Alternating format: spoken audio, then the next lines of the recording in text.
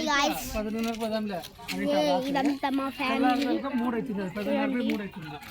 దీంట్లో ఇంకా కొంతమంది మిస్ అయినారు అండ్ ఇదంతా మా ఫ్యామిలీ భోగి మంట చూడండి గాయ్స్ చూడండి ఇక్కడ మా డాడీ ఇదంతా మా ఫ్యామిలీ గాయ్స్ సరే గాయ్స్